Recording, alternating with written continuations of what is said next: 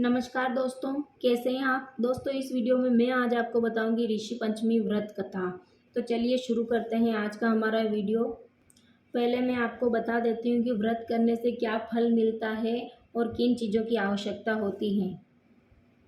शास्त्रों के अनुसार इस दिन सप्त ऋषियों के पूजन और व्रत रखने से जीवन में सुख समृद्धि का वास होता है। ऋषि पंचमी के दिन सप्त ऋषि पूजन के बाद घी, शक्कर, केला और दक्षिणा आदि किसी ब्राह्मण को दान करने का विधान है। इस व्रत में पूरे दिन में एक बार भोजन किया जाता है और व्रत का पारण फल तथा मेवे से किया जा सकता है। वही मान्यता है कि जो महिलाएं ऋषि पंचमी का व्रत करती हैं उन्हें पूजा के बाद यह व्रत कथा अवश्य पढ़नी चाहिए। अब हम शुरू करते हैं ऋषि पंचमी कथा। सतयुग में विदर्भ नगरी में सेनजीत नामक राजा हुआ करता था। वह ऋषियों के समान था।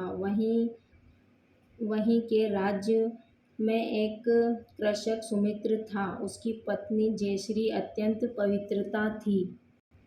एक समय वर्षा ऋतु में जब उसकी पत्नी खेती में कामों में लगी हुई थी तो वह रजस्वला हो गई थी। उसको रजस्वला होने का पता लग गया, फिर भी वह घर के कामों में लगी रही। कुछ समय बाद वह दोनों स्त्री पुरुष अपनी अपनी आयु भोगकर मृत्यु को प्राप्त हुए। जयश्री को कुतिया बनी, सुमित्र को बैल की योनि मिली।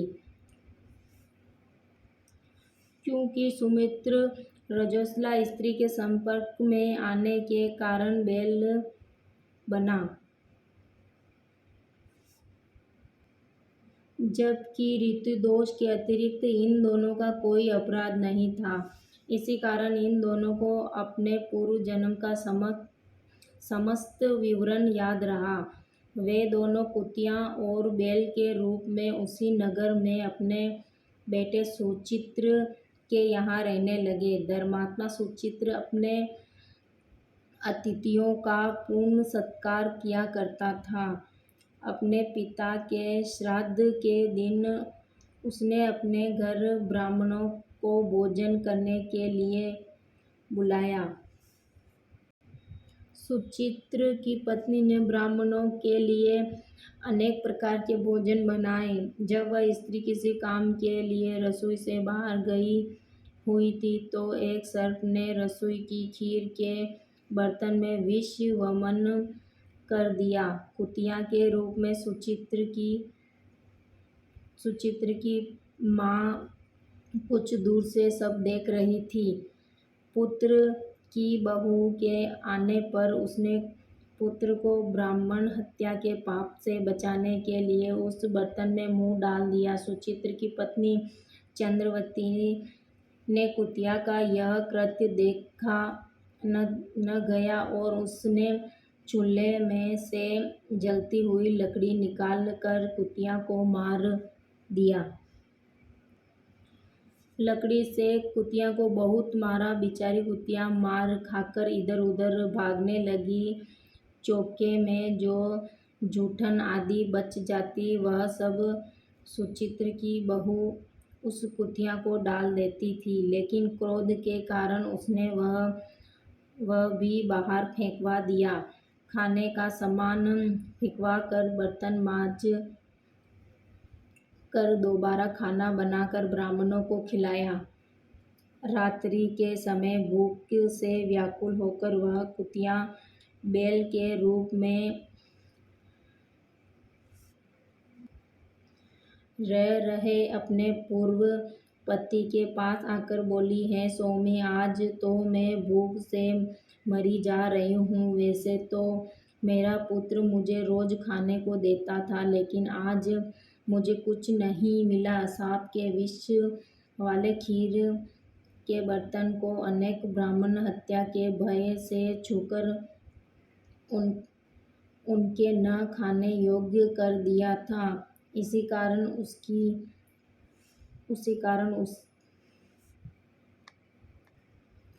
उसकी पत्नी ने मुझे बहुत मारा लकड़ी से।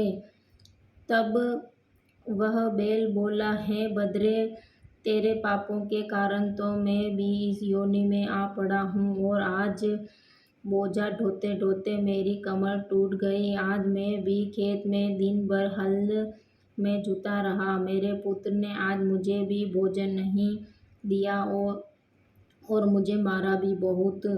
मुझे इस प्रकार कष्ट देकर उसने इस श्राद्ध को निष्फल कर दिया है।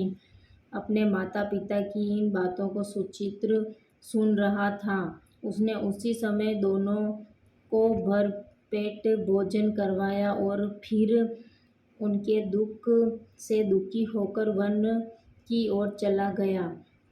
वन में जाकर ऋषियों से पूछा कि मेरे माता पिता किन कर्मों के कारण इन नीची योनि को प्राप्त हुए हैं और अब फिर किस प्रकार से इनको छुटकारा मिल सकता है। तब सर्वतमा ऋषि बोले, तुम इनकी मुक्ति के लिए पत्नी सहित ऋषि पंचमी व्रत धारण करो तथा उसका फल अपने माता पिता को दो। भाद्रपद महीने की शुक्ल पंचमी को मुख शुद्ध करके मध्याह्न में नदी में स्नान करके नए रेशमी कपड़े पहन के सप्तऋषियों की पूजा करो और उसका सारा फल अपने माता पिता को दे दो।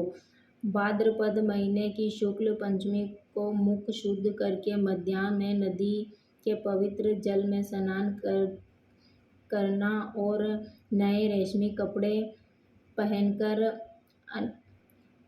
अरुंधति सहित सप्तऋषियों का पूजन करना। इतना सुनकर सुचित्र अपने घर लौट आया और अपनी पत्नी सहित विधि विधान से पूजा व्रत किया। उसके पुण्य से माता पिता दोनों पशु योनि से छुटकारा पाए। इसलिए जो महिलाएं